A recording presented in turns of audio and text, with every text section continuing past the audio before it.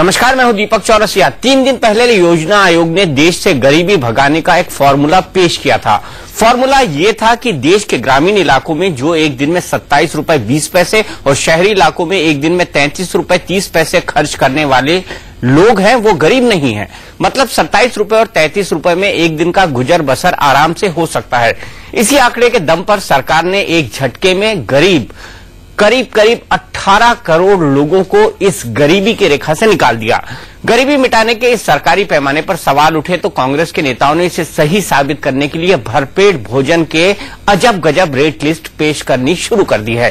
कांग्रेस प्रवक्ता राज बब्बर ने 12 रुपए में लोगों का पेट भर दिया तो रशीद मसूद को लगा कि राज बब्बर शायद कुछ ज्यादा महंगा खाना खिला रहे हैं। उन्होंने दिल्ली में 5 रुपए में भरपेट भोजन मिलने का दावा किया। अब यह बड़ी बहस का मुद्दा है कि क्या आज की तारीख में किसी शहर, कस्बे या गांव में 5 रुपए में पेट भरता है? अगर नहीं तो फिर पेट भरने के ऐसे फॉर्मूलों से क्या हासिल करना चाहती है सरकार?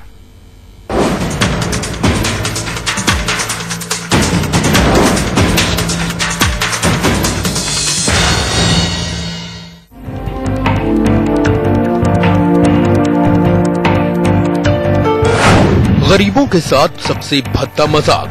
मुंबई में मैं आज भी 12 रुपए में पेट भर के खाना खा सकता हूँ। मेरे खाने का तो मैं तो 5 रुपए से भी कम का खाना खाता हूँ।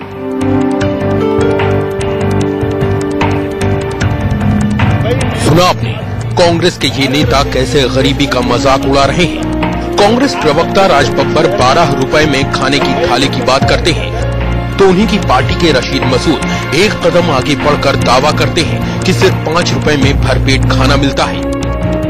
इतना ही नहीं, रशीद मसूद ने तो यहाँ तक दावा किया कि वो खुद 5 रुपए से भी कम में भरपेट खाना खा लेते हैं। 5 रुपए में खाना दिल्ली में तो खाया जा सकता है, मुंबई का मुझे पता नहीं। कैसे खा सकते हैं सर 5 रुपए में? दोनों वक्त का खाना, दोनों वक्त का नहीं, दोनों वक्त का नहीं, एक वक्त का खाना 5 रुपए दिल्ली में मिलता है। आप खाएंगे वो वाला खाना? मस्जिद में मिलता है। आप खाएंगे वो वाला खाना 5 रुपए? मेरे खाने का तो मैं तो 5 रुपए से भी कम का खाना खाता हूँ। आज बम्बई के अंदर शहर में, बम्बई के अंदर शहर के अंदर शायद आप गए भी होंगे, यहां भी होता होगा, ऐसी बात नहीं है। बंबई में मैं आज भी 12 रुपए में पेट भर के खाना खा सकता हूं। गरीबी की परिभाषा देने में कांग्रेस के ये नेता योजना आयोग से भी आगे बढ़ गए हैं। योजना आयोग ने तो 33 रुपए खर्च करने वाले को गरीब मानने से इनकार किया था, लेकिन रशीद मसूद ने तो 5 रुपए में ही निपटा दिया। गरीबी पर कांग्रेस की इस नई परिभाषा से बीजेपी भड़क गई है। बीजेपी बोली, कांग्रेस अब गरीबों का मजाक उड़ा रही है। गरीबों का और गरीबी का मजाक उड़ा रही है। इससे बड़ा मजाक कुछ नहीं हो सकता। बड़ा सवाल है कि आखिर कांग्रेस के रशीद मसूद कहां खाना खाते हैं। उनकी माने तो जामा मस्जिद इलाके में 5 रुपए में भरपेट खाना मिल जाता है। राज बब्बर को मुंबई में 12 रुपए में भरपेट खाना मिलता है। वैसे तो धर्म कर्म से जुड़े स्थलों पर मुफ्त में भी खाना मिल जाता है। तो क्या सरकार उसे पैमाना मानकर ये कहेगी कि देश में कोई गरीब नहीं है? जो भी हो, एक बार फिर सरकारी आंकड़ों पर विवाद खड़ा हो गया है। आप 5 रुपए मुझे कुछ दीजिए, क्या देंगे आप? कुछ आता नहीं, चाय तक ले आती है। 6 रुपए की चाय हो गई, इतनी महंगाई, कहाँ से पेट भर सकते गरीब? नहीं तो आप 5 रुपए मुझे क्या दे सकते हैं? 5 रुपए में कुछ नहीं आता है। चलिए, आम जनता को तो 5 रुपए में कहीं खाना नहीं मिल रहा। वैसे सबसे सस्ता खाना संसद में मिलता है, लेकिन यहाँ भी एक प्लेट खाने के लिए 18 रुपए खर्च करने होते हैं। वो भी तब जब जनता की गाढ़ी कमाई से इन सांसदों को सब्सिडी मिलती है। राकेश कुमार सिंह और मिथिलेश कुमार के साथ मनीष अवस्थी, मुंबई, इंडिया न्यूज। तो सोचिए, 5 रुपए में आपको क्या मिल सकता है? क्या भरपेट खाना? क्या वो 12 रुपए में भी मिल सकता है भरपेट खाना? प्रधानमंत्री अगर दावत देते हैं तो उनके घर आने वाली एक थाली की कीमत 7,000 से 8,000 रुपए के बीच होती है। ऐसे में क्या सरकार ये सोच सकती है कि 5 रुपए या 12 रुपए में कोई भरपेट खाना खा सकता है? अगर यकीन माना जाए तो 5 रुपए में आजकल शहरों में एक कप चाय तक नहीं मिलती। ये हकीकत है और शायद इस कड़वी हकीकत को सरकार स्वीकार करना नहीं चाहती। यूं तो बहस के कई मुद्दे हैं। बहस में मोदी का विकास मॉडल भी है, क्योंकि मनीष तिवारी ने उनको इस मुद्दे पर बहस करने के लिए चेतावनी दी है। कांग्रेस दरअसल मोदी को घेरना चाहती है, वो भी दूसरी और तीसरी पंक्ति के नेताओं के जरिए। वहीं विकास को लेकर और विकास के नजरिए को लेकर अमर्त्य सेन की टिप्पणी और उसको लेकर भारत रत्न की वापसी के विवाद को भी चर्चा का विषय बनाया जा सकता है। लेकिन सवाल यह है, भूखे पेट भजन ना होए गोपाला। भूखे पेट भजन भी नहीं हो सकते हैं तो आदमी चर्चा क्या करेगा। इसीलिए चर्चा का जो मुद्दा हमने आज चुना है वो ये है कि क्या 5 और 12 रुपए में किसी का पेट भर सकता है। इसी पर बात करने के लिए हमारे साथ कई खास मेहमान जुड़े हुए हैं। नीरज कुमार जी हैं, प्रवक्ता हैं राष्ट्रीय जनता दल यूनाइटेड के। हमारे साथ मोहम्मद अदीब हैं, निर्दलीय सांसद हैं। प्रेम शुक्ला जी हैं जो कि दोपहर सामना के संपादक हैं। प्रेम शुक्ला जी, आप तो मुंबई में ही रहते हैं, 12 रुपए में राजबब्बर कहां खाना खाते हैं? जी, मुझे लगता है राजबब्बर जी को स्मृति भ्रंश का रोग हो गया है। 1980 के दशक में 12 रुपए में मुंबई में राइस प्लेट मिलता था, इंदिरा गांधी जी के जमाने में। इंदिरा गांधी जी का शासनकाल गया, राजीव गांधी जी का शासनकाल गया, नरसिम्हा राव का शासनकाल गया, डॉक्टर मनमोहन सिंह का शासनकाल चल रहा है और राहुल गांधी के शासनकाल की कांग्रेसी अपेक्षा कर रहे हैं। 30 साल पुरानी बात को राजबब्बर आज कह रहे हैं कि 12 रुपए में मुंबई में भरपेट भोजन मिलता है। मैं राजबब्बर जी से आग्रह करता हूं, संसद में जो है सांसद सदस्य है वो जो है कम से कम रेलवे की जो सरकारी विभाग द्वारा संचालित जितने भी भोजनालय हैं वहां कृपया 12 रुपए का भरपेट भोजन का प्रावधान कर दे। लोग उनका विरोध बंद कर देंगे। उनको लगता है ना मुंबई में 12 रुपए भोजन कराया जा सकता है, वो आज से इस प्रावधान को, राहुल गांधी जी के बड़े करीबी व्यक्ति हैं, प्रधानमंत्री के करीबी हैं, उनका बड़ा प्रभाव है, वो कृपया मुंबई में सिर्फ सरकारी कैंटीनों में हम सारे मुंबई वाले उनका आभार मानेंगे कि आप 12 रुपए में भरपूर भोजन का आपने प्रबंध कर दिया है। और इसी तरह से 5 रुपए में दिल्ली में शकील जी कर दे तो मुझे लगता है कि उत्तर प्रदेश पूरा जो भूखा है वो आके भोजन करने नहीं चला आएगा। बिहार के हमारे भूखे लोग वहां आके भोजन करेंगे। शीला दीक्षित की ढेर सारी समस्याएं खत्म हो जाएंगी। हम लोग भोजन करेंगे और लौट जाएंगे।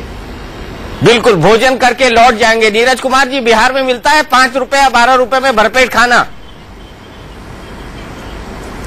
देखिए, जो योजना आयोग के जो नए प्रपत्र आए हैं वह मूल तौर पे जो पुराना ढर्रा है उसी घिसे पिटे फॉर्मूला पर यह मामला सर्वोच्च न्यायालय में भी गया। ये बेतुकी बात है।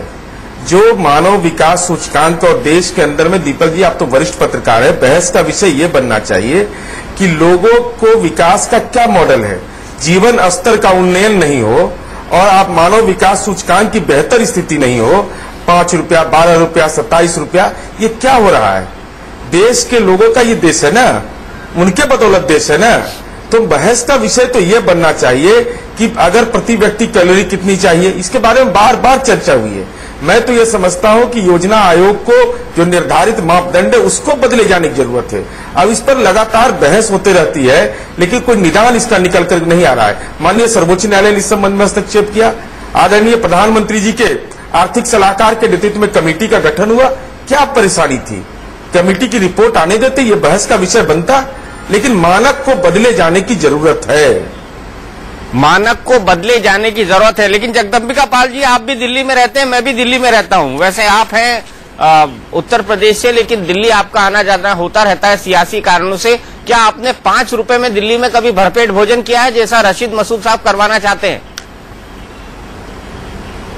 देखिए, 5 रुपए में भोजन कौन भरपेट कर लेगा? मैं बिल्कुल इससे सहमत नहीं हूं। और मैं समझता हूं कि योजना आयोग के जो मानक हैं उस मानक को भी, क्योंकि कई बार चाहे मतलब जो कमेटियां बनी, चाहे एनसी सक्सेना की कमेटी बनी, संगठन की बनी, जो जितनी समय समय पे कमेटियां बनी उनका एक गरीबी रेखा के नीचे का फार्मूला अलग अलग था और जिसपे आज भी बहस का विषय है। और पूरे देश में सर्वे कई बार हुआ कि उसको फिर से बीपीएल को हम आइडेंटिफाई करें, जो किन्हीं कारणों से राज्यों में फिर रुक गया। तो आज स्वाभाविक है कि ये बहस जो दीपक जी कर रहे हैं बड़ा महत्वपूर्ण है, लेकिन क्या इस आधार पे कि अगर राज बब्बर जी ने कह दिया या हमारे किसी और प्रवक्ता ने कह दिया कि हम 12 रुपए में भोजन कर सकते हैं या 5 रुपए में कर सकते हैं, तो सवाल है कि लोगों की क्रय शक्ति बढ़े। मतलब सवाल ये है कि क्रय शक्ति बढ़ने के लिए पिछले 10-20 वर्षों में क्या फेडरल स्ट्रक्चर में कौन से राज्य ने कौन से कदम उठाए, केंद्र सरकार ने कौन से कदम उठाए। आज ये आप मान लीजिए कि अगर गांव में पलायन हो रहा था, आप भी जानते हो दीपक जी कि बम्बई प्रश्न नहीं पूछे। नहीं, मैं कह रहा हूं भाई, मैं अपनी बात कह लूं, आप फिर करिएगा। तो मैं समझता हूं कि मुंबई में भी बड़ी तादाद में लोग अगर गए तो पलायन क्यों, इसलिए कि स्थानीय स्तर पर गांव पे उनके लिए रोजगार नहीं है। चाहे सूरत गए, अहमदाबाद गए, दिल्ली कलकत्ता गए। आज अगर हमने मनरेगा लागू किया, 125 रुपया प्रतिदिन एक आदमी को मनरेगा के अंतर्गत मजदूरी दे रहे हैं, तो उस हिसाब से अगर वो 1 महीने काम करे तो आप समझ सकते हैं कि वो 36 रुपया कम से कम वो महीने में वो परिवार कमाएगा। तो इस लिहाज से दूसरी तरफ फूड सिक्योरिटी में आप देखिए कि अगर हम नहीं, जगदम्बिका जी मैं इस पे तो बात ही नहीं कर रहा हूँ ना। मुझे जगदम्बिका जी आपके तर्क बिल्कुल अपनी जगह सही है, लेकिन मेरा सवाल अलग है।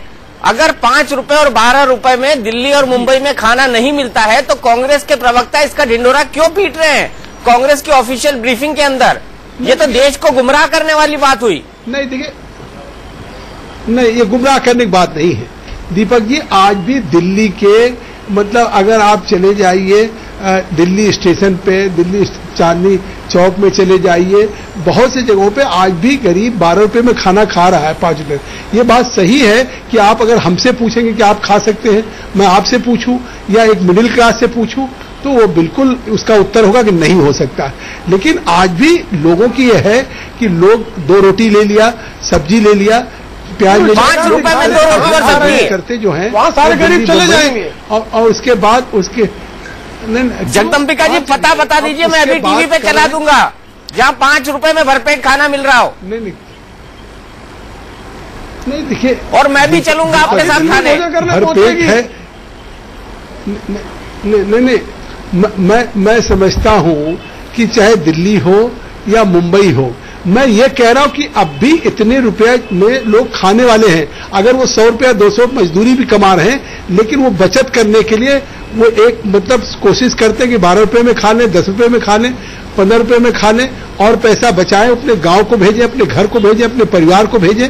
तो सवाल उनका कहने का आशय ये है, ये नहीं है आशय की मतलब केवल 12 रुपए में वो भरपेट खाना खा रहे हैं 5 रुपए में, तो उनकी कमाई भी 12 रुपए। ढाबा दिखाएं निश्चित तौर से आज हम लोग बब्बरदा ढाबा पे भोजन करने पहुंच जाएंगे 12 रुपए में जहां मिल रहा होगा। नहीं आपको 12 रुपए में अगर नहीं मिल रहा है तो आप मुंबई में रह रहे हैं, लेकिन मैं कह रहा हूँ मुंबई दिल्ली में मैं आऊंगा आपको फोन भोजन करेंगे। नहीं मैं आपको फोन करूंगा कि कहाँ लोग 12 रुपए खा सकते हैं। मैं सामना में छाप दूंगा, दीपक जी इंडिया न्यूज में दिखा रहे हैं, बहुत सारे लोग पहुंचेंगे। मैं तो पता दिखाने को राजी हूँ सर। मैं आपको लेके, मैं तो पता अभी चला दूंगा और सबसे पहले मैं खुद जाऊंगा और आपके लिए भी मंगा के आज ही की रात की भूख मिटा ली जाए। अरे सुनिए, आप सुन लीजिए, अशोका के पीछे हैं जहां लोग ड्राइवर खाते हैं, यूपी भवन की गली में खाते हैं लोग, वहां पे आप खाने की जगह जाके कीमत देखिए कि किस तरीके से जब यूपी भवन से निकलिए, यूपी निवास जो पुराना उत्तराखंड है दीपक जी, आज भी चल रहा है। मैं रोज जाता हूँ वहाँ पर, 5 रुपए में एक रोटी नहीं मिलती वहाँ पे। अच्छा सर 5 रुपए, जब दम्पिका जी मैं उन्हीं गलियों में पला बड़ा हूँ, दिल्ली में उन्हीं गलियों में रहा करता था। 5 रुपए में एक रोटी नहीं मिलती है वहाँ पे। तो समझ में आए जी, तो ऐसा नहीं, आप ये समझ रहे हैं दिल्ली बहुत बड़ी है। अगर दिल्ली को आप केवल रायसीना हिल से लीजिएगा या दिल्ली को नई दिल्ली से लीजिएगा, नहीं आप, तो नहीं है। आपने उत्तर प्रदेश और उत्तराखंड निवास की बात करी ना, वहाँ बता रहा हूँ मैं 5 रुपए में एक रोटी नहीं मिलती वहाँ पे। दूसरा पता बता दीजिए। तैयार है, आप जगह बताएं। अच्छा मैं आपको और करेक्ट करके दीपक जी फोन करूंगा कि इस समय कल मैं फोन करके करेक्ट कर दूंगा कि आपको कितने में वहां रोटी मिल जाएगी। इसलिए मैं इस पे आपको नहीं कहूंगा, लेकिन आज भी दिल्ली में ऐसे लोग हैं दिल्ली में ऐसे लोग हैं कि जो इस पे खा रहे हैं, लेकिन मैं ये समझता हूं कि मानक बदलने की जरूरत है। मैं इससे सहमत हूं।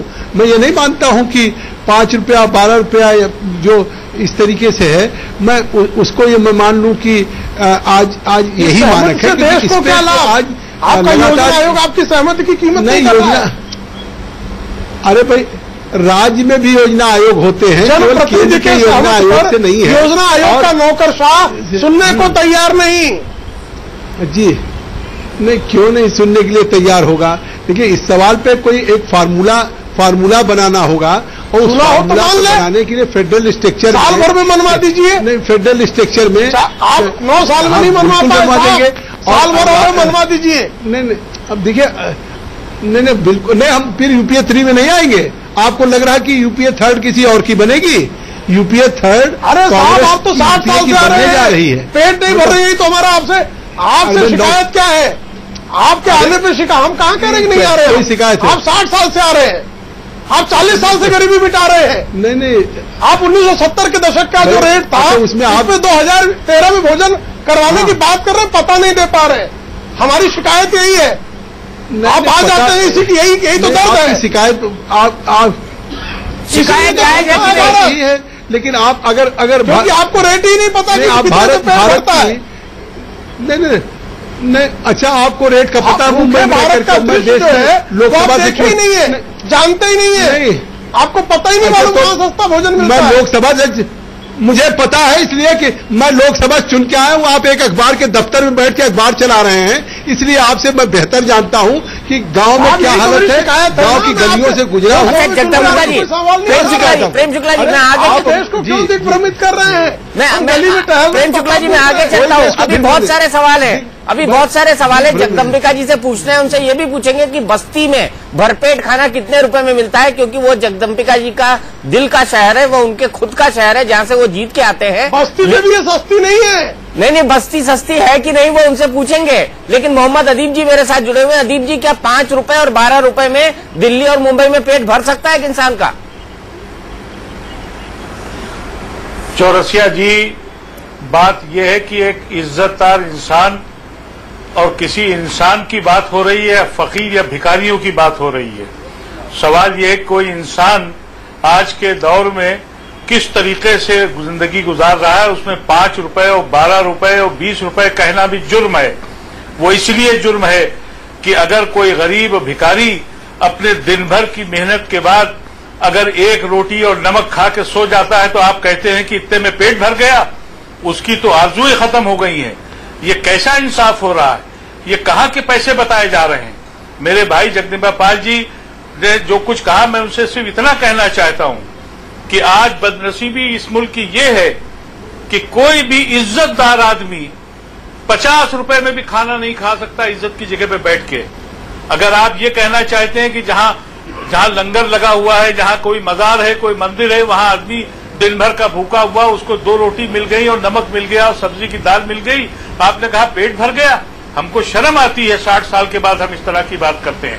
हमको ये कहना चाहिए था कि एक इज्जतदार आदमी, एक बाहैसियत आदमी, एक ऐसा इंसान जो खुशहाल आदमी हो, वो कितने में जिंदगी गुजारेगा। मसला ये है कि जो लोग बैठे हुए हैं कानून बनाने वाले, वो आईएएस और डोसेंट सर्विसेज से आते हैं, जिनको लाखों रुपए की तनख्वाह मिलती है।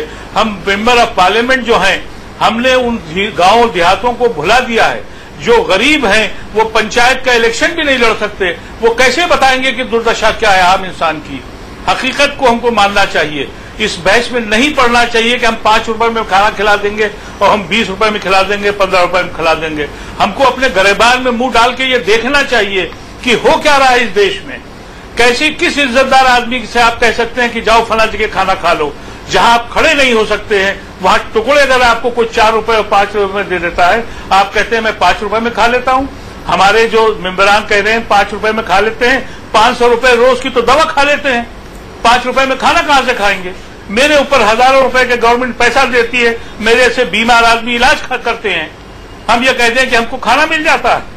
अरे हमारा खाने का मसला नहीं है, मसला गरीबों के खाने का है। और गरीब को आप इज्जत के साथ बताइए कि उसको कितने पैसे खर्च होने चाहिए।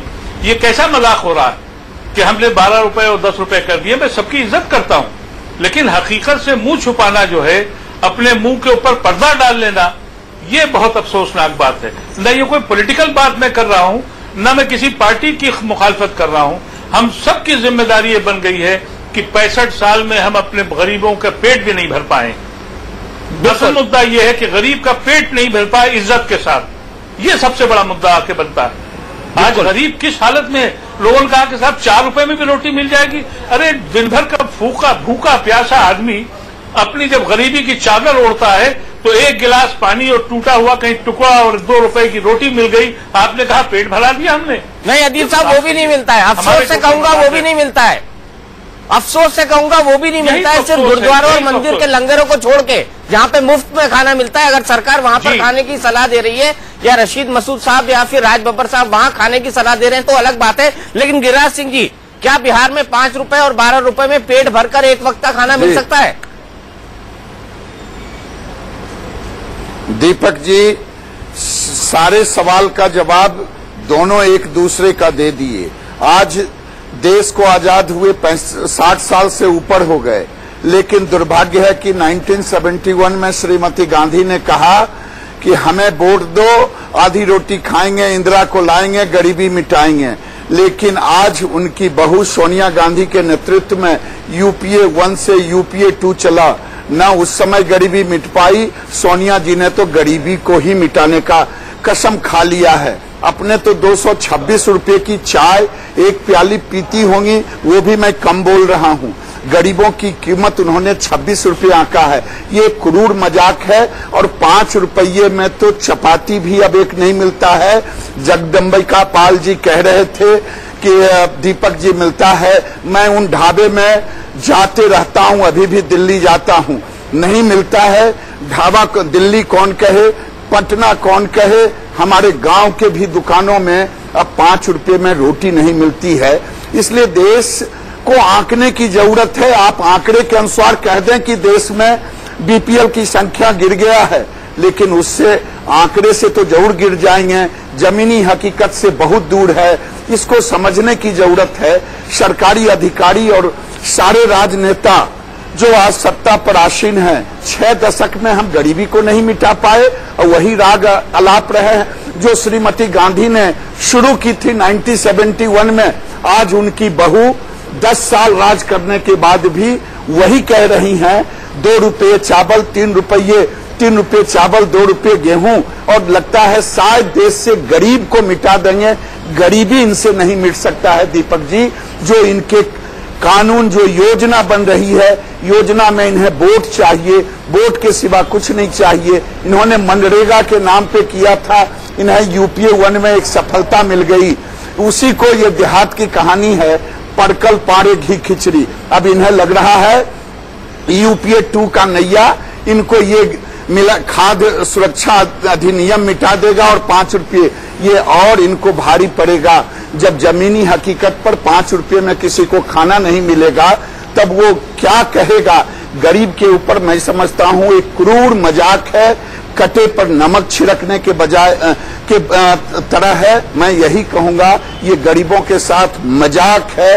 किसी गरीब से पूछें, रिक्शे वाले से पूछें, खोंचा वाले से पूछें, छोड़ दें जो मिडिल है, मिडिल छोड़ दें, जो सामान्य हैं उनको भी छोड़ दें। पूछना है तो जाके पूछें गांव के मजदूर से, रिक्शा चलाने वाले, खोमचा बेचने वाले, चाय बेचने वाले। 5 रुपये में भोजन मिलता है। जगदम्बिका पाल जी, आप अपने श्रीमती सोनिया गांधी से कहें कि क्रूर मजाक न करें। आप तो 226 रुपये में भी चाय नहीं पी पाते हैं और गरीबों को 5 रुपये में भोजन दिला रहे हैं। ये क्रूर मजाक न करें, मैं यही आपसे कहूंगा दीपक जी। चलिए एक रियलिटी चेक करते हैं, देश की जनता क्या कहती है। क्या 5 रुपए और 12 रुपए में भरपेट खाना मिल सकता है? जनता क्या सोचती है, एक बार उनकी राय देख लेते हैं।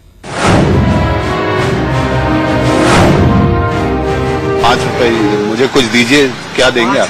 कुछ आता है, चाय तक ले आती है, 6 रुपए की चाय हो गई। इतनी महंगाई, कहाँ से पेट भर सकते गरीब? नहीं तो आप 5 रुपए में मुझे क्या दे सकते हैं? 5 रुपए में कुछ नहीं आता है। ये कितने की थाली पड़ी आपको? अभी ये 300 रुपए, 300 रुपए की थाली। 5 रुपए में पेट भर सकता है? नहीं, 5 रुपए कुछ। जी कुछ खाने के लिए दीजिएगा, क्या दे सकते हैं आप? 5 रुपए में क्या मिलता है? कल 5 रुपए में तो चाय मिलता है। खाने के लिए कम से कम 30 से 40 रुपया चाहिए इंसान को। 5 रुपए में कोई सामान नहीं मिल सकता। कुछ भी नहीं मिल पाएगा, हमें भूख लग रही है, कुछ भी नहीं मिल पाएगा 5 रुपए में। नहीं, 5 रुपए में तो कुछ नहीं मिलेगा। 5 रुपए में कहाँ से मिल जाएगा जी? 30 रुपए की सब्जी है और 3 रुपए की रोटी है एक। जी जी। अगर 4 रोटी भी खाते हैं 12 रुपए की तो रोटी हो गई, 30 रुपए की दाल होगी, दाल सब्जी। समोसे का दाम कितना है एनसीआर में? एनसीआर में इस टाइम 7 रुपए, 8 रुपए, 6 रुपए, 5 का भी समोसा नहीं है कहीं भी। मतलब भरपेट खाना तो दूर है, समोसे से भी मतलब पेट भरना मुश्किल है। एक समोसा मिलना मुश्किल है। एक समोसा भी नहीं मिल पाएगा। बहन जी बताइए, 5 रुपए में कुछ मिल पाएगा क्या? हमें हरी मिर्ची आएगी 5 रुपए में। इसके अलावा कोई सब्जी आ सकती है 5 रुपए में? कुछ नहीं आएगा। 5 रुपए में खाना? आप कौन से सन में जी रहे हैं? सन 47 की बात कर रहे हैं कि 2013 की बात कर रहे हैं? 5 रुपए में खाना तो क्या, 5 रुपए में तो आज कल जो जमीन पे बैठता है नीचे चाय बनाता है, वो भी चाय का कप 8 रुपए का। 5 रुपए में खाना पेट भर ढूंढ रहे हैं। 5 रुपए में भरपेट भोजन नहीं होगा, कम से कम 20 रुपए में पेट भर के जाते हैं आदमी। भाई तो आप 5 रुपए में भरपेट भोजन कर लेते हैं जयपुर जैसी जगह में? 5 रुपए में कैसे होगा सर? एक नेता है कांग्रेस के, वो कहते हैं कि 5 रुपए में दिल्ली में भरपेट भोजन हो जाता है। आजकल महंगाई भी बढ़ रही है, 5 रुपए में कैसे पेट भर खाएगा?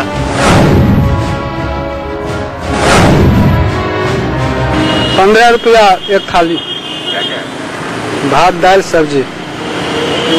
चावल और मिलता है? ऊपर से पैसा फिर देना पड़ता है।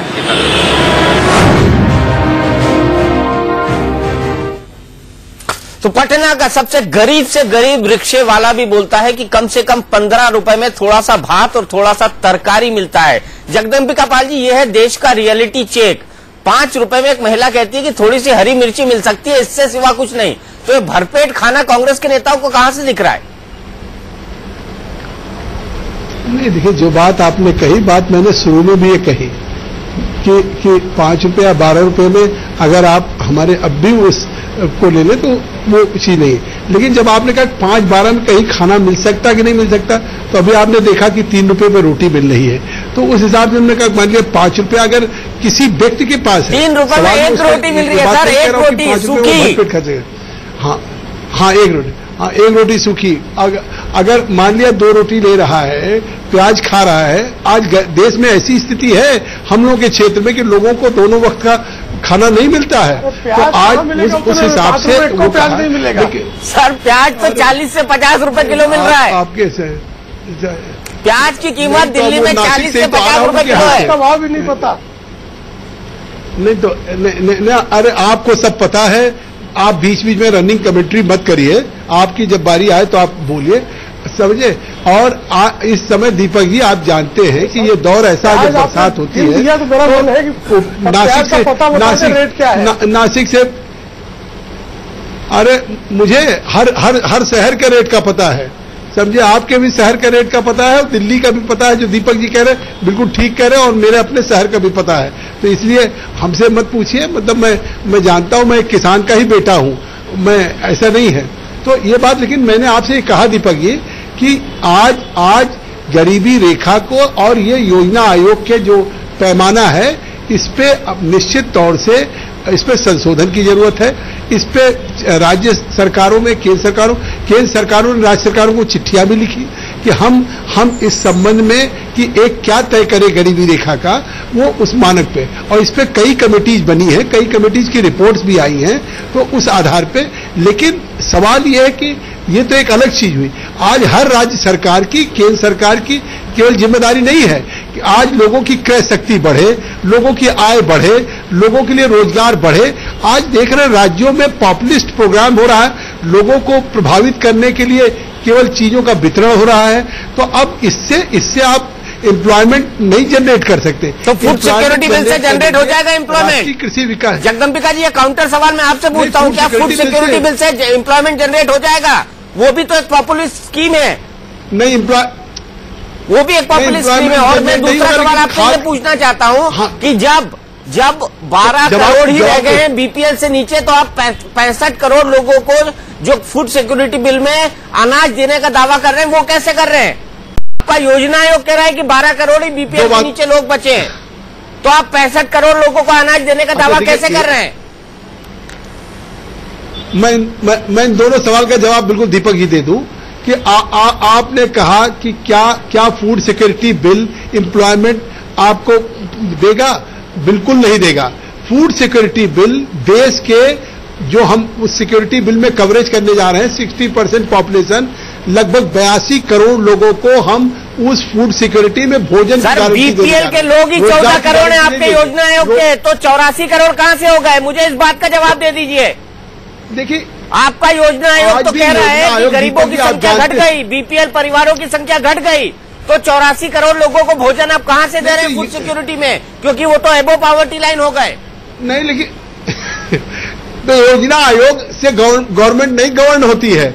गवर्नमेंट का योजना आयोग पार्ट ऑटोनोमस बॉडी है। योजना आयोग का मानक है। पूछ लेता हूँ, लेकिन क्या योजना आयोग से सरकार मैं कह रहा हूँ नीरज कुमार जी, योजना आयोग जगदम्बिका जी के हिसाब से बेमतलब की चीज है?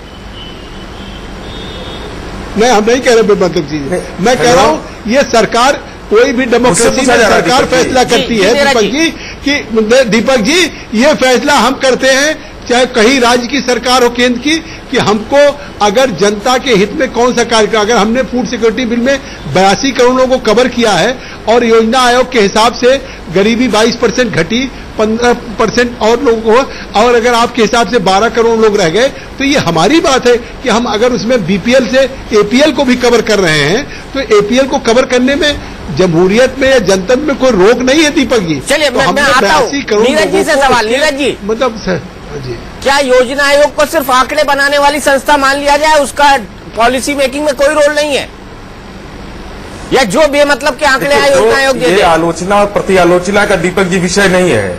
मैं बहस को यहां ले जाना चाहता हूं कि योजना आयोग की निर्धारित जो प्रक्रिया है उसको सब लोग मान रहे हैं कि ये दोषपूर्ण है। नहीं, मुझे अपनी बात कहने दीजिए। क्या बिहार के माननीय मुख्यमंत्री नीतीश कुमार जी ने जो यह मांग की है कि आप एक स्वतंत्र आयोग का गठन कीजिए बीपीएल के सूची के निर्धारण के लिए, क्या इस विषय पर यह समस्या का समाधान का एक रास्ता हो सकता है? बिहार ने इस संदर्भ में एक मांग की है कि स्वतंत्र आयोग बीपीएल सूची के निर्धारण के लिए बनना चाहिए, जिस तरीके का चुनाव आयोग है। ये एक निरंतर प्रक्रिया है। अगर समाज सुरक्षा की विभिन्न योजनाएं आप चला रहे हैं, बहुत बड़ी धनराशि खर्च हो रही है, तो जब राशि खर्च हो रही है तो उसका मूल्यांकन होगा कि नहीं? मूल्यांकन के कौन से आधार होंगे? एक स्वतंत्र आयोग बन जाए बीपीएल सूची के निर्धारण के लिए, तब ये तमाम जो परेशानियां विसंगतियां हैं, इससे कहीं न कहीं निजात मिलेगा देश को। ये हमारी समझ है। ये आपकी समझ है। गिरिराज सिंह जी, क्या योजना आयोग को एक ऐसी संस्था मान लिया जाए जो उल जलूल आंकड़े देती है, इससे आगे उसका कोई रोल नहीं है? देखिए, जब मैंने आज अखबारों में कल देखा कि बीपीएल हमारी सीमाएं संख्या घट गई है और बिहार में भी उसी रफ्तार में मैंने देखा घटते हुए आंकड़े, तो मुझे लगा कि हम लोग विधानसभा के अंदर या सदन के अंदर बार बार कहते रहे कि केंद्र की सरकार ने जो हमने समीक्षा की थी, जो हमने आंकड़े इकट्ठे किए थे, जो हमने सर्वे किए थे, वो लगभग 1.5 करोड़ लोग होते थे। तो उस प्रश्न अनुसार मैं तो समझ रहा हूं कि केवल योजना आयोग आंकड़ों का खेल रख के कि एक दर्शा दिए हैं। इसलिए इन परिस्थितियों में योजना आयोग ने अपनी जिम्मेदारी को बिल्कुल पूरा नहीं किया है। जिम्मेदारी से हट करके ये आंकड़े हैं, जमीनी हकीकत से कहीं दूर ये आंकड़े हैं। आज मैं अपने बिहार में देख रहा हूं कि बीपीएल की संख्या वही संख्या है जो हम लोग कहते आ रहे हैं कि लगभग 1.5 करोड़ 1 करोड़ 45 लाख लगभग बीपीएल की है। लेकिन आज उनके आंकड़े को देखें तब तो कहीं दिक्कत ही नहीं है। लेकिन मेरा मानना है कि योजना आयोग को आंकड़े से नहीं देखना चाहिए, जमीनी हकीकत के साथ योजना आयोग को देनी, नहीं तो विश्वसनीयता गिरेगी। और गिरेगी तो शायद देश में योजना आयोग की विश्वसनीयता जिस दिन खत्म हो गई तो लोगों का विश्वास टूट जाएगा। फेडरल स्ट्रक्चर में एक भारी गैप हो जाएगा लोगों के लिए। इसलिए योजना आयोग को अपनी विश्वसनीयता बनानी चाहिए। जो आंकड़े पेश किए हैं वो जमीनी हकीकत से काफी दूर है। जमीनी हकीकत से काफी दूर है। 33 रुपए में एक आदमी अपनी आजीविका दिन भर की चला सकता है, और अगर 33 रुपए शहर में वो कमाता है तो वो गरीब नहीं है। 33 रुपए।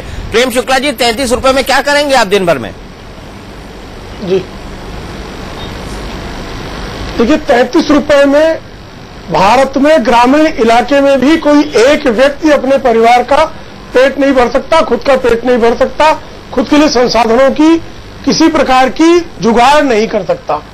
और योजना आयोग की भूमिका को लेकर जो बातें चल रही हैं, पहली बार जब योजना आयोग की रिपोर्ट फर्स्ट 5 ईयर प्लान जब बना, तो उसमें महात्मा गांधी के पट्टशीर्ष पर प्रथम सत्याग्रही विनोबा भावे जी को ले जाकर दिखाया गया। विनोबा भावे जी ने पूछा, इसमें मुझे ये वो दिखा दीजिए कि आखिरी आदमी के लिए क्या है, क्योंकि महात्मा गांधी आखिरी आदमी को न्याय देने की बात कर रहे थे। हमारा स्वतंत्रता आंदोलन आखिरी आदमी को न्याय, रोटी, कपड़ा और मकान देने के लिए छिड़ा था कि अंग्रेज हमारे हिस्से का छीन ले जा रहे थे और हमारा पेट नहीं भर रहा था, इसलिए हमने स्वतंत्रता आंदोलन में हिस्सेदारी की। तो आखिरी आदमी के लिए क्या है, कृपया बता दें। योजना आयोग के तत्कालीन अध्यक्ष ने कहा कि इसमें हम ये ऐसा कुछ स्पेसिफिक नहीं दिखा सकते। उन्होंने कहा ये इस भारत का भला नहीं कर पाएगा। और उसके बाद के आप रिपोर्ट्स लगातार देखें, मनमोहन सिंह जी के आने के बाद योजना आयोग इतना हावी हो गया है कि वो जगदम्बिका पाल जी की तुलना में बहुत दम रखता है। इनका कहना, पूरी संसद का कहना, वो योजना आयोग कुछ मानता नहीं है, और उसकी बात का कहीं पर उसके जो योजनाएं तैयार करता है उसमें प्रभाव नहीं दिखाई देता। परिणाम ऐसा है कि आपके देश में इंदिरा गांधी जब गरीबी हटाओ की बात कर रही थी, तब गरीब को $3 अमेरिकन हिसाब से मिल रहा था, जो हमारे गरीब का उसमें बीपीएल की लिमिट थी। आज $0.2 हो गया है। यानी एक अमेरिकन कह सकता है कि इंदिरा गांधी के जमाने में भारत के गरीब को जो $3 मिलता था, अब हमने उसको 0.2 पे फेंक दिया है।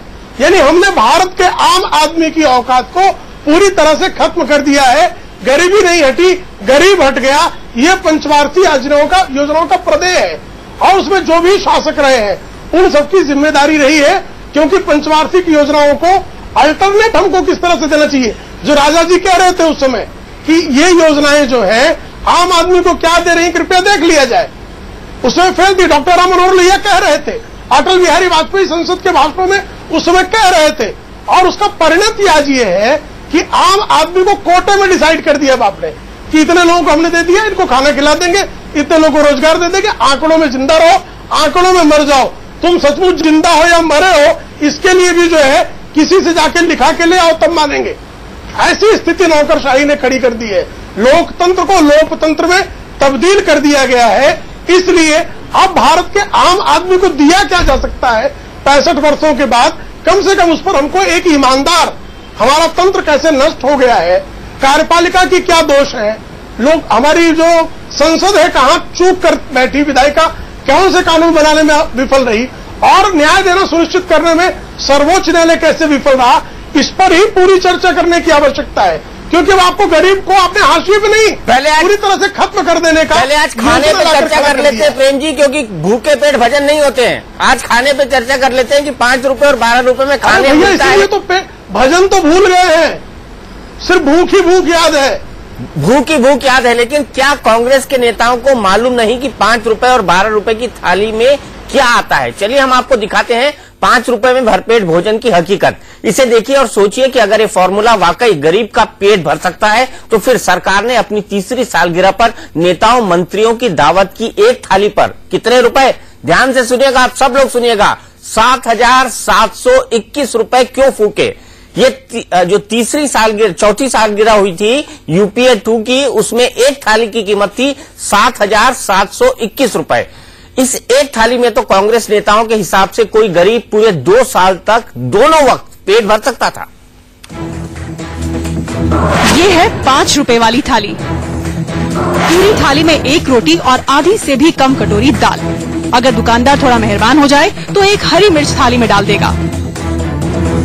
अब सुनिए, ढाबे पर 1 रोटी 3 रुपए में मिलती है, बाकी बचे 2 रुपए। अब उसमें क्या मिलेगा, सब्जी या दाल?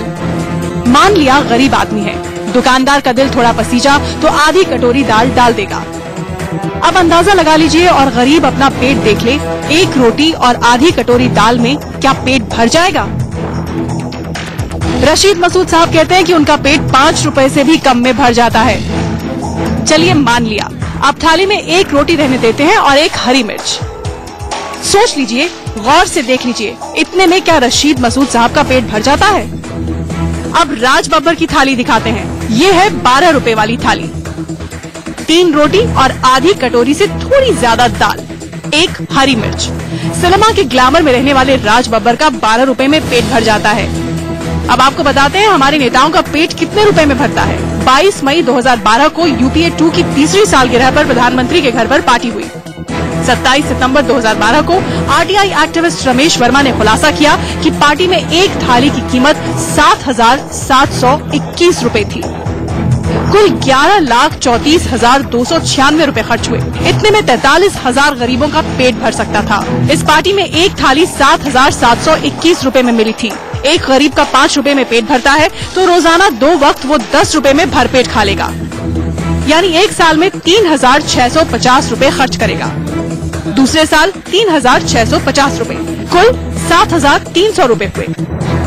यानी एक गरीब 5 रुपए के हिसाब से दिन में 2 बार लगातार 2 साल तक जो खाएगा वो नेताजी एक वक्त में हजम कर जाते हैं। मनीष चौधरी के साथ रिंकी, इंडिया न्यूज।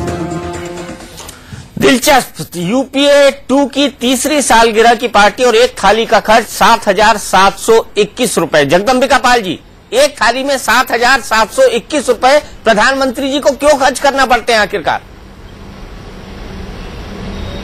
नहीं, देखिए, जो थाली है दिल्ली के, आप किसी होटल में आप दीपक जी जाते हैं, चाहे मौर्या में जाइए चाहे हयात में जाइए, तो स्वाभाविक है कि वो खाना, और वहाँ ऐसा नहीं कि केवल कांग्रेस के लोग जाते हैं, सभी पार्टी के नेता जाते हैं। आप अगर ताज के मचान में चले जाइए तो प्रेम जी से पूछ लीजिए कि उनके लीडर भी बैठे हुए मिल जाएंगे, और सारे कॉफी शॉप्स पे।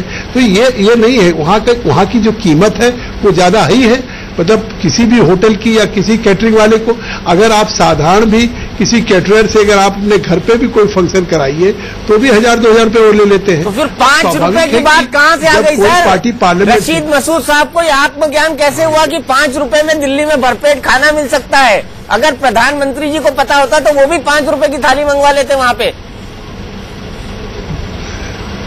नहीं, अगर दीपक जी आप देखिए, वो 5 रुपए में, अगर उन्होंने ये कहा मैं 5 रुपए में खा लेता हूं, अब ये स्वाभाविक है कि उन्होंने ये नहीं कहा कि अगर हम 5 रुपए में खा लेते हैं तो हर आदमी 5 रुपए में खा लेता होगा। अब वो स्वाभाविक है कि 5 रुपए, मतलब जिस हिसाब से देखिए, वो हो, आप हो, हम हो, ख्याल करते हैं कि हमारी कैलोरी ज्यादा न हो, हम ज्यादा कोई इंटेक न ले जिससे कि फैट बढ़े, शुगर बढ़े। तो इस तरीके से जब सादी रोटी खानी, एक रोटी खा लिया, 2 रोटी खा लिया तो 5-6 रुपए की रोटी हो गई। उसके साथ कुछ भी ले लिया, सूखी सब्जी ले लिया, दाल ले ली, तो वो उस हिसाब से अपने गांव के भाव से बता दिया कि हम 5 रुपए में हमारा जो भाव पड़ता है, मैं जो समझता हूँ कीजिए। ये डिफेंसलेस है। रशीद मसूद साहब जो है वो दिल्ली का भाव बता रहे हैं और राज बब्बर मुंबई का, गांव देहात का थोड़ी बता रहे हैं दोनों। नहीं, देखिए, रशीद मसूद जी या राज बब्बर जी अगर आज खाना खा रहे हैं, उन्होंने कहा किसी संदर्भ में, तो उन्होंने एक बात कही, जबकि आज अगर उस मानक को कोई सरकार ऐसा नहीं मान रही। आज सरकार अगर मनरेगा में मजदूरी दे रही है तो 125 रुपया प्रतिदिन दे रही है। अगर वो ये समझती कि केवल 5 और 12 में है तो एक परिवार के लिए 5 परिवार माना जाता है, एक परिवार में 5 प्राय सदस्य, तो 25 रुपए में एक परिवार का खर्चा चल सकता है, या अगर 12 तो 60 रुपए में चल सकता है। लेकिन अगर इसके बावजूद भी परिवार के एक व्यक्ति भी काम करेगा, 2 लोग करेंगे, तो 125 रुपए प्रतिदिन के हिसाब से अगर गांव में मजदूरी मिल रही है, तो यही सोच के कि अगर 125 रुपया किसी गांव के परिवार की आमदनी उसके गांव में हो रही है, तो वो गांव की बाजार की सब्जी भी खरीद सकता है, 14 रुपया किलो गेहूं भी खरीद सकता है, 20 रुपया किलो चावल भी मोटा खरीद सकता है, जो आज गांव के बाजार का भी वो दैनिक आय नहीं है। नहीं, कौन सी दैनिक आय की बात आप कर रहे हैं? नहीं, वो कह रहे हैं मनरेगा की मजदूरी दैनिक आय नहीं है, क्योंकि 100 दिन का गारंटेड रोजगार कहते हैं। 10,000 रुपए मिलता है, 365 दिन का नहीं, वो ये कह रहे हैं मोहम्मद अली साहब। नहीं, बिल्कुल ठीक कहा। तो मनरेगा में 100 दिन अगर हम दे रहे हैं तो उसको गांव में भी मजदूरी मिलती है, लोगों के खेत पे भी काम करने की मजदूरी मिलती है, भट्ठे पे भी, ईंट का जो भट्ठा होता है उस पे भी काम करने की मजदूरी मिलती है। तो इसलिए ये नहीं है कि गांव का मजदूर मनरेगा में 365 दिन काम करता है, वो 2 महीने 3 महीने शहर में भी चला जाता है, वो वहां पे मेहनत करता है, किसी पल्लोदारी करता है, रिक्शे का काम करता है, ठेला चलाने का काम करता है, वहां 200-300 रुपए रोज करता है, थवई का काम करता है। तो इसलिए साल भर में वो डिफरेंट टाइप के काम करता है एक मजदूर गांव का, जिसकी अलग अलग है। जिस समय बरसात होती, जिस समय और कोई सीजन लियन सीजन है कि जब उसको बाहर काम नहीं मिल रहा है तो वो मनरेगा का काम कर सकता है। चलिए, ये तो हमने एक जॉब की गारंटी दिया शुक्ला जी, हमने गारंटी दिया है लोगों को कि गारंटी दिया है, लेकिन गारंटी से क्या फायदा हुआ है? क्योंकि अगर 33 और 22 रुपए के अंदर आदमी अपनी पूरी आजीविका चला सकता है योजना आयोग के मुताबिक, तो फिर 125 रुपए मजदूरी देने की जरूरत सरकार को क्यों पड़ रही है मनरेगा में? ये भी एक सवाल खड़ा होता है। लेकिन गिरिराज जी, यहाँ पर बड़ा सवाल ये, 9 साल हो गए हैं, 9.25 साल हो गए हैं यूपीए 2 के शासन, यूपीए 1 और यूपीए 2 को शासन करते हुए। क्या आपको नहीं लगता कि 1 रुपए के ऊपर नीचे करके इन्होंने एक झटके में 11 से 14 करोड़ गरीबों को खत्म कर दिया? देखिए, इन्होंने, मैं अगर कहूंगा तो मान्यवर जगदम्बिका पाल जी एक अच्छे बड़े नेता हैं, उन्होंने एक अच्छे वकील की तरह बात को रख रहे हैं, डिफेंस दे रहे हैं। 1 रुपये आगे पीछे करके उन्होंने यही किया है कि जो इन्हें एक लुभावन स्कीम लाया खाद्य सुरक्षा, उसको कैसे आंकड़े को ऊपर नीचे करें, इसीलिए उन्होंने ये काम किया है। लेकिन मैं क्षमा चाहता हूं कि जनता के साथ क्रूर मजाक है, जब ये जमीनी हकीकत से कोसों दूर है, कोसों दूर नहीं बल्कि समझे आसमान और धरती की दूरी बनी है, जहां उसकी लंबाई आप नाप नहीं सकते हैं, तो इससे बड़ा शर्म की बात कुछ नहीं होगी। मैंने पहले भी कहा कि कांग्रेस शायद जो यूपीए 1 में उन्होंने मनरेगा ला करके, उनको लगा कि शायद अभी चुनाव के पहले हमने ले आया और संख्या घटा दी, उसके बाद एक हमें नई उछाल पॉपुलिस्ट, जिसकी चर्चा कर रहे थे जगदम्बिका पाल जी कि पॉपुलिस्ट योजना, दुर्भाग्य है कि लोगों ने पॉपुलिस्ट योजना लाते रहे और 6 दशक से ऊपर हो गया। जापान जैसा देश विध्वंस हो गया था, 12 साल में अपने को खड़ा कर लिया। कई ऐसे देश थे, थाईलैंड, जो हमारे सामने उसकी पर कैपिटा इनकम और हमारा पर कैपिटा इनकम, आज दोनों में आकाश जमीन का अंतर हो गया, जबकि हमसे उसका पहले कम था। तो कई ऐसे पहलू हैं ये कांग्रेस की नीतियों के कारण, जो आजादी के बाद ये 60 दशक ऊपर हुए, अगर मैं मानूं तो 8 साल से ज्यादा गैर कांग्रेसी शासन नहीं रहे। आखिर क्या कारण रहा कि इसी तरह की योजना बनाने के कारण गरीब गरीब होते गए और आज 80% धन 20% के हाथ में चला गया और 80% जनता के पास केवल 20% रह गया, और जिसका दुष्परिणाम है गरीब गरीब होते चले गए। और लेकिन आंकड़े जो भी दिखा दें, जमीनी हकीकत कहीं और कुछ बयां कर रहा है। इसका खामियाजा भुगतना पड़ेगा राजनीतिज्ञों को, और खास करके यूपीए सरकार को तो निश्चित रूप में भुगतना पड़ेगा। अदीप साहब, क्या सलाह देंगे अपने कांग्रेस के दोस्तों को कि ये 5 और 12 रुपए वाले बयान देना बंद करें? मैं पहली तो एक बात ये कहना चाहता हूं, मेरा कोई पॉलिटिकल स्टैंड नहीं है। अभी एक हमारे साथी ने कहा कि नरेगा को लाया गया, ये बेहतरीन काम किया था कांग्रेस पार्टी ने और उनकी यूपीए सरकार ने।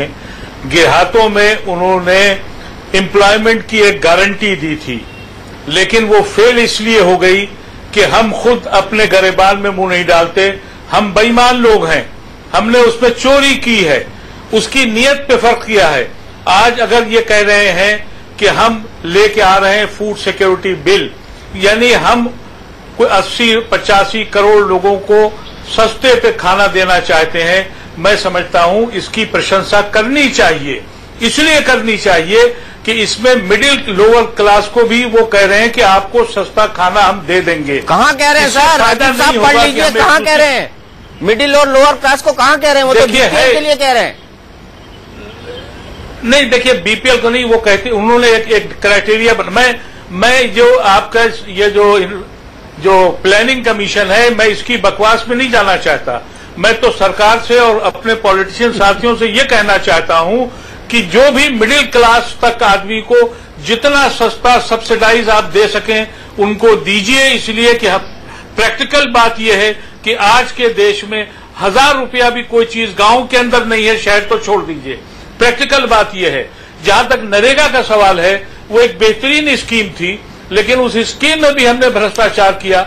हमने क्या किया कि लोग जो है रह रहे हैं शहर में और वहां प्रधान बैठ के उनकी एंट्री बनाता है, कुछ प्रधान खा लेता है, कुछ दूसरे लोग खा लेते हैं। हम लोग अंदर से भी साफ नहीं है। अभी हमारे साथी ने कहा कि भाई जापान से मिलो, फला से मिलो। हमारी मुश्किल यह है कि हम अपने को ऑनेस्ट तो बनाए और सरकार के से कहना चाहते हैं कि वो भी ऑनेस्ट बने। क्यों मुंह छुपाते हैं? बिल्कुल बिल्कुल एग्री किया मैंने आपसे बात से। 5 रुपए 12 रुपए में नहीं पूरी होती। बिल्कुल 5 रुपए और 12 रुपए में नहीं पूरी होती। और इसीलिए चलते चलते मैं जगदम्बिका पाल जी से रिक्वेस्ट करूंगा कि जगदम्बिका पाल जी, हम ऐसा करते हैं कि कोई बब्बर दा ढाबा ढूंढते हैं, यानी राज बब्बर दा ढाबा या रशीद मसूद साहब का किचन, और जहां पे 5 रुपए और 12 रुपए में खाना मिलता है और वहां खाना खाने दोनों जरूर चलेंगे। धन्यवाद। चलिए, बहुत बहुत शुक्रिया आप तमाम लोगों का। फैसला आप पर छोड़ते हैं कि क्या वाकई किसी गरीब का पेट 5 रुपए या 12 रुपए में पूरा भरपेट भर सकता है।